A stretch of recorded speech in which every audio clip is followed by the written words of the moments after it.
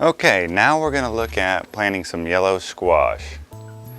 And it calls for a depth of 1 inch deep, the spacing 4 feet, plant spacing 4 feet. So we have 25 seeds here, and these are Annie's heirloom seeds. And we have a straight neck squash is what we're planting. And these are what the seeds look like. Let me go ahead and see if I can zoom in on that. They're nice. So these call for 1 inch of depth. And what we'll go ahead and do is zoom in here or tilt the camera down so we can get a shot of this. So we'll just do 1 tray of 15 since the spacing is, I guess they're a runner and they take up a lot of room in the garden. So we'll just go with a 14 pack. And since we're going to have 1 inch of depth, we want to start out a little deep on these. So by the time we get done packing that down, you can see this first ring here, right here, that's about 1 inch deep. That way I know where to fill it up to. So every one of those will get that, basically that depth. You know, when the soil is a little fluffy like this, you can see you don't want to really pack it, but it goes in fluffy. By the time you lightly tamp it down, you have your 1 inch that you're looking for.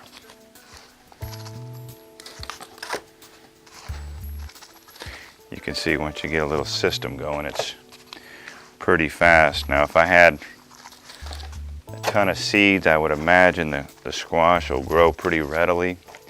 Next year I'll have an abundance of seeds that I collect from this batch here, and I probably won't have to go through the hassle of doing this. And another thing to keep in mind is if you have a well-established garden area and through the summer here, or if you're up north through the winter, you keep your garden tilled in, you don't allow any of the weeds that may come up in the garden during the late fall or early spring. If you just don't allow those weeds to seed up, then your garden stays pretty free of any weeds.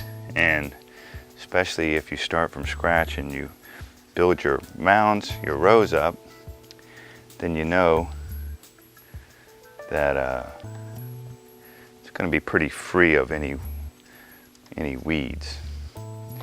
On a big plant like a bean or a squash that you know is going to have a pretty substantial sprout on the seedling, when it sprouts, you're not as concerned about trying to distinguish between a weed and, say for instance, a tomato. That might be a trick. The tomatoes are so small and they look so similar to most other weeds that you could run into trouble trying to discern which is the seed and which is the weed if you don't start them in a tray. These big guys, I think it's going to be pretty obvious. So we just place one of these in the middle of each cup, about 1 inch deep. So we're looking good. I thought I saw one that was a pretty small little guy. Guess it really doesn't matter.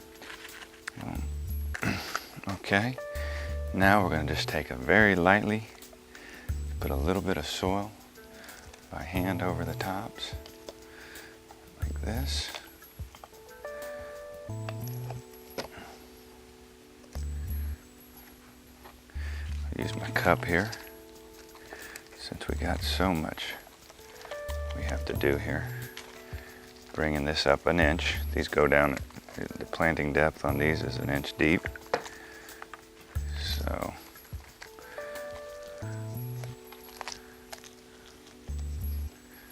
That's that, and then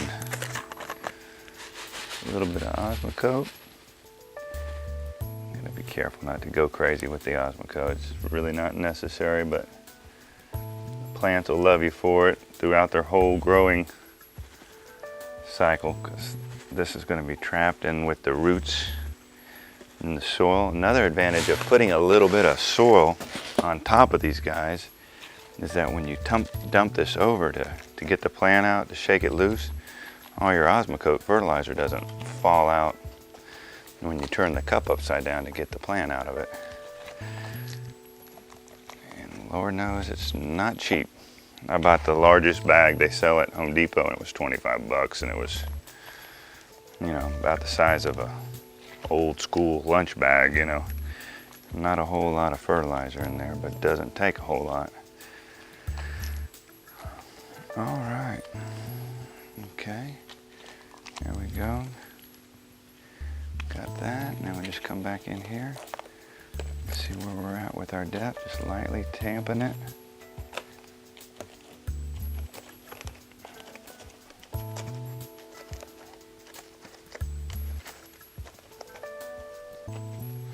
So I have two different varieties of heirloom squash that we're going to be planting up. This is the straight neck, and then we have the crook neck. And I don't know what the big difference is, but we'll see what's going on. I got a couple of different varieties of cucumber, and I will have to tell you, this one variety, the Soyo, or however you pronounce it, is a hell of a lot less resistant to the wilt that we get down here that attacks the leaves. It does really outperform the other. The straight A tends to get attacked by it a lot quicker. The cucumber on the Soyo is not as pretty, but certainly is a lot more resilient. Okay, that's that. As you can see, good to go on that.